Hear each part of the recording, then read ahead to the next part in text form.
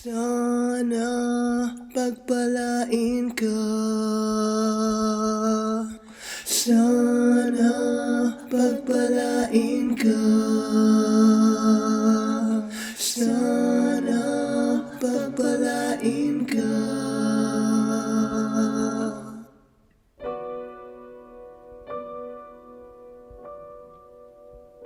My name is Roqué, and I am a Filipino immigrant. My family and I have traveled across thousands of miles and through many years to become the American family we are now. But I find myself longing for the past and clinging to the pieces of who we used to be. Here in America, we've changed for the best in so many ways, but I cannot help but feel that we lost too much. And I wonder, endlessly, how we can get some of it back.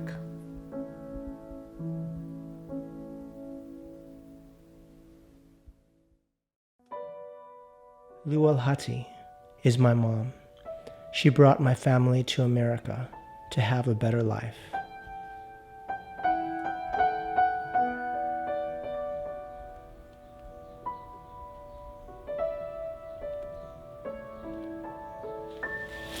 The ginger, you don't have to cut in small pieces. Usually we cut it in strip, Yeah. but because some people they don't like it, so we can. So leave it before in you- big chunks so you can take it out? We have better chance here overseas than back home because back home there's so many educated people and competition is really stiff. That's why we decided to leave the Philippines. I want my children to have a better future, to get a better education, and as a family, I want to have a better chance. It will be soft, about 5 minutes. Okay, it's covered. Well, I think as a part of our culture, we have to keep our language alive. And besides, children, if they're bilingual, that's an asset for them when they go to school or find a job. They have another dialect, language that they can speak. And when your children can speak your language, you can speak with them, even if you're outside or with other people and something you don't want other people to hear about something, you can talk to them in your language, and that's fun. Make a wish. Make a wish. Blow. Victoria, blow! Yeah, I want them to keep in mind, or my children, my kids, to tell their children, my grandchildren, the importance of family. You know, the closeness. But I want them to keep that value, be family first, and those tradition that we used to have, which we lost, most of them. When they were growing up, they used to do that, but because they're the only one doing it, they skipped it. They quit doing it. Like blessing, those kind of things. I love doing that, for my kids. But you cannot force them to do that with my grandchildren now because their parents quit doing it. But there are some tradition and culture that I hope they can keep, and I hope my children still remember those and pass it to their children. That's my big wish, being a Filipino.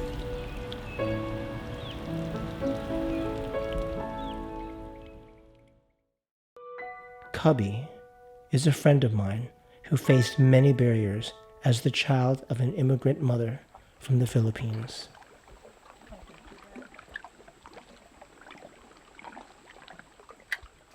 I don't actually know all the details of my mom coming here, and she's probably never going to tell me all the details. I have certain ideas about it.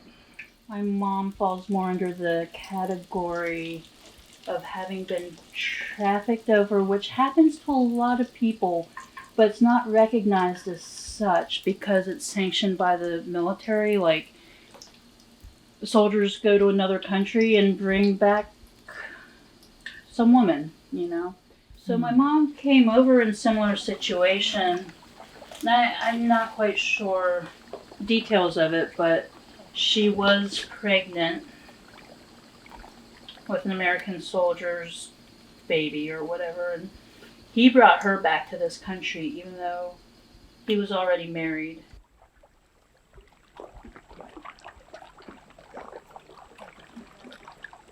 I kind of grew up in Appalachia, and there was a small handful of black kids at my school. It was all white kids, and it was terrible. There's a name that the kids called me all the time. Like, whether I was like walking down the hallway or just minding my own business, they're always trying to harass me. Sometimes it comes up like, randomly, like maybe in a cartoon or in some kind of media, or sometimes it'll come up, but rarely. And whenever I hear it, like, it gets very, I get very weird. But kind of in this way of equating me to being like primitive, like a caveman.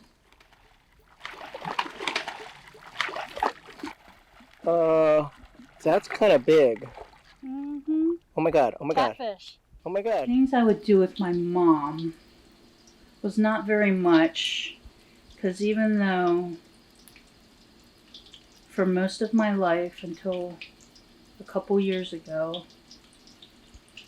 she has not had citizenship in this country, she's always worked. And it wasn't always like the nicest jobs, but she was always working and always busy. My brother and I lived with her when we could, but when we started high school, I guess, when I started high school, my brother's a year older. I moved back in with my dad's mom, and technically my dad, but I hardly ever see him. Like, I would go months at a time without seeing him. But he was a white guy, and through most of my younger days, he just mostly wanted to like hang out in his room and smoke weed and listen to records and talk to girls on the phone and go out at night, sort of thing.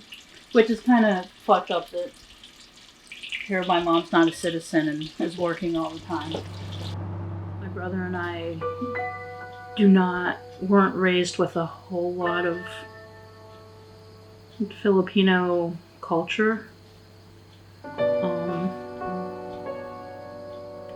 I guess in this way of like, well, we're here in this country and we're gonna do what people in this country do.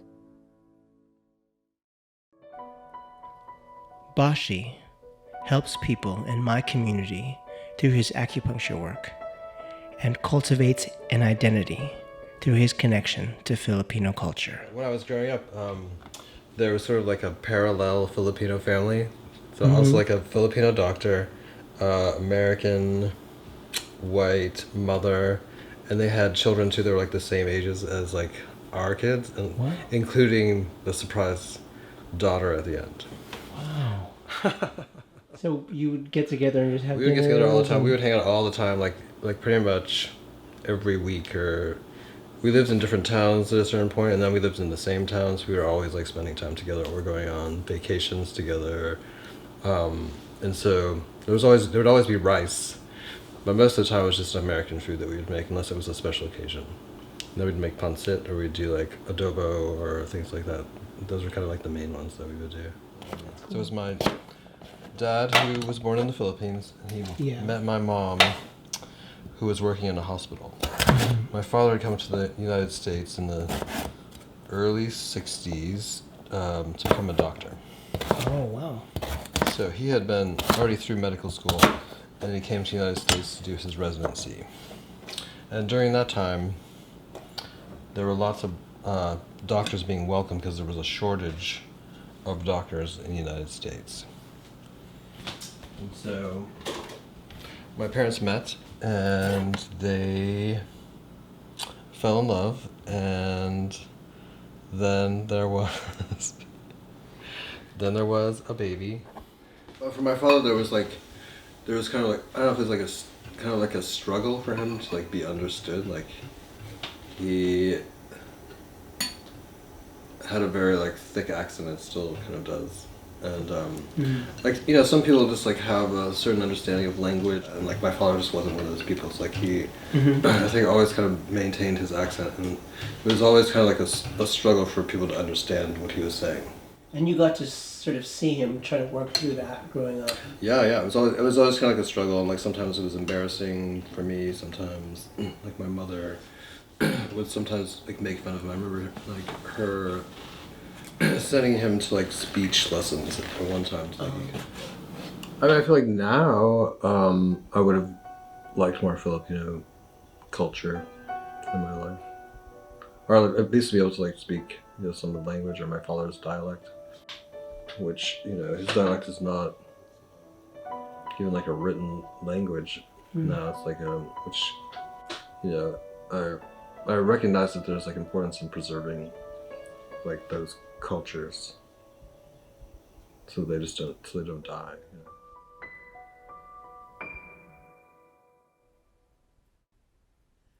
Maybe the answer is in the doing.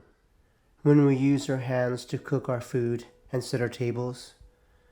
When we gather together to build a community and share our stories. When we teach our dances and speak in our native tongues. Maybe then, when the tides of change rise and wash all over us, all will not be lost. I think about our future here in America, with our Filipino daughters and sons to come. All we have to give to you is our love and all of the traditions we have held so dear for so long. And now I look forward into that distance, and I say, Sana, pagpalain ka. I wish that you will be blessed.